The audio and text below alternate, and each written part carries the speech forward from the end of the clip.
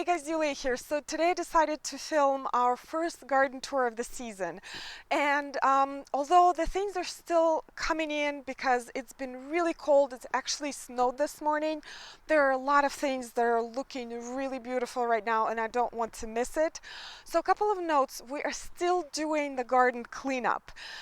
So things are not looking so perfect, but I hope that's okay with you.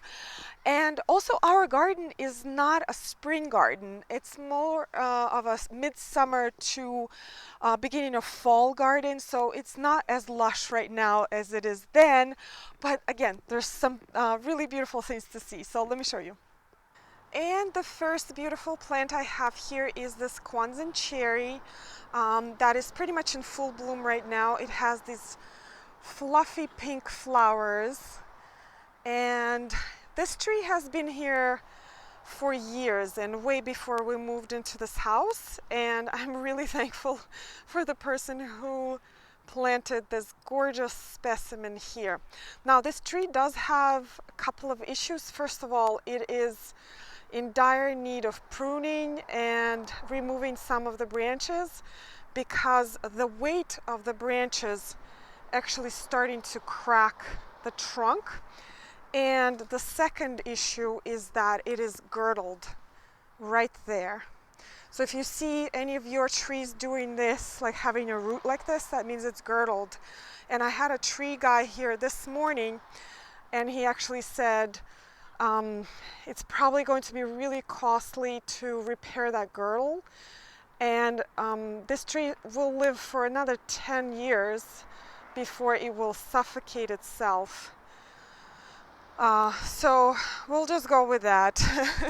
But since I'm here, I just wanted to show you this other beautiful plant, which is bleeding heart. And I've posted a photo of this one a number of times on Instagram. This plant is about 7 to 8 years old, and I bought it as a bare root plant. And it's time to divide it because I have not done so. And the time to divide your bleeding heart is right after it blooms.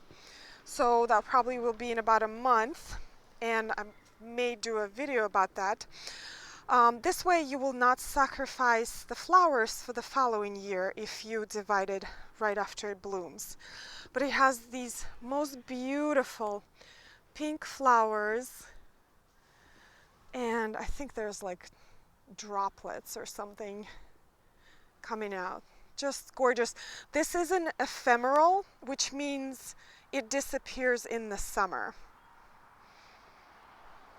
Also, since I'm here, I wanted to show you these Tulip tarda, and I posted some photos of it on Instagram again, and I told people that the botanical tulips, this is one of the botanical tulips, are deer resistant. Now, deer resistant doesn't mean it's deer proof, but the botanicals are very resistant to deer. In fact, I have never had any problems with botanical tulips. They are smaller, they're more delicate.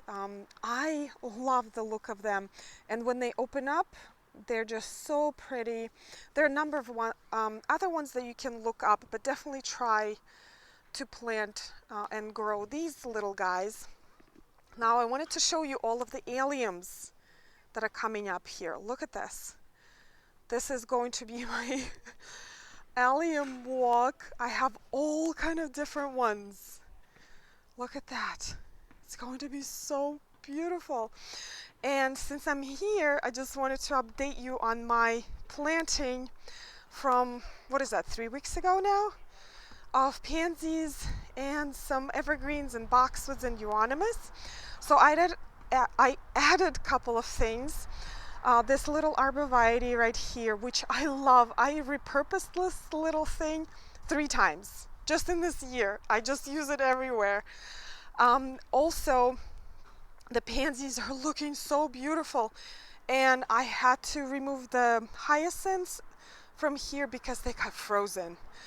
We really had a couple of really cold nights, and because they're above ground like this, they couldn't take it anymore. And these tulips are about to open. And these are one of those doubles. And the most thing I'm proud of here is this bowl of lettuce. This is about 3 weeks old. Look at how beautiful this looks. And this is right by our kitchen door. And my plan is for this year, especially for this year, is to include lots of edibles in my flower arrangements. Because, you know, why not? Because look at that. Isn't that so fresh looking? I love it. And it goes perfect with the whole arrangement. And of course you guys recognize the planting from the other day. Everything is doing really well, but I had to take off the sweet peas and cover them for the frost the other night. But they survived, they're doing really well. I have heard of some people losing their sweet peas to frost. But again, I wish, every year I wish I would have planted like 500 more tulips. But maybe this fall, we'll see. But again, I have some pink impressions here. Those are Shirley double, and double tulips are generally one of the finicest, I don't know, is finicky the word? fussy tulips. They are shorter usually, and they do not normally come back for me in my zone 6. There are double Negritas right there, and the pansies are doing really well. Let me show you a nice grouping of double Negritas here. Look at that color. And it has like this black stripe on them. Look at that. Just beautiful. So this is doing really great. Oh, I forgot to mention, you see that kind of yellowish tulip right there? That's a white Triumphator, and I planted those tulips 10 years ago in here. I have some more over there. They come back for me year after year, and lily type tulips, and they do look like lilies. They're one of the most reliable ones to come back. So the Darwin ones and the lilies come back for me without any doubt. They love me. And I do have some more of the double ones here that are about to open. And the double ones are shorter because they need to support those heavy heads. So they can't really be a taller tulip, because those beautiful blooms, you know, they're quite heavy, so you don't want to snap the stem. And I wanted to stop by the river birches here to show you this plant. This is Kerria japonica, and it is yellow, bright yellow in color, which is not one of my favorites, but Mike adores this plant. In fact, he bought it. So Kerria japonica is quite aggressive, not in the sense that it will seed, but it does have runners. However, it works perfectly in this river birch garden because there are very few things that will grow under river birches, because river birches are very competitive, so you have to have another competitive plant. And I have another competitive plant here underneath, which is the bugleweed, which is another aggressive plant. Do not plant it somewhere with your other delicate things, but if you want to cover lots of ground, you can plant this. Again, it doesn't seed, it is a runner. So, but they make a pretty combo. So this is going to be a bit of a mess inside, but I am so grateful for these greenhouses that I got last year. They saved a lot of my seedlings because we had the worst spring this season. But look at my tomatoes and dahlias and a whole bunch of things. It's all like a mishmash of things, but You know, they got nipped a little bit, but it's okay. They'll recover. All right, so since I'm in the front, I wanted to show you this front bed full of daffodils. Well, not full of, but with some daffodils, which I absolutely adore. These things have been blooming for almost a month now because we've had such cool weather. And most of these, I don't quite know what they are, but I do recognize some of them. Like this one is Thalia, just one of my most favorite ones because it's just pure white. It's just so delicate looking. But a lot of them I bought in the bag, so they were like all mixed up. But these were pink charm. Those fluffy ones are white lion, which are just beautiful. And there's some more right here. So this fall I'm definitely planting a bunch over there. And I also have big plans for that side of the bed. I want to plant lots of like shade loving native perennials right under the dogwoods. And there's one dogwood right here, the dogwood Florida, Cornus Florida, starting to bloom. But what I would love to have is Virginia bluebells. So Mertensia virginica, that would be so pretty, and they're ephemeral, so they would be blooming right now, and then once they're done, I have a whole bunch of hostas here coming in. So those are my plans. In the backyard, I wanted to show you the woodland garden, which again is in dire need of cleanup, but I'm loving this moment here with the bleeding hearts and the Solomon seal and this Lucojum right here, which is super pretty, and this Pieris japonica. Look at that. And let me just show you the kitchen garden. I am going to be so huge on vegetables this year.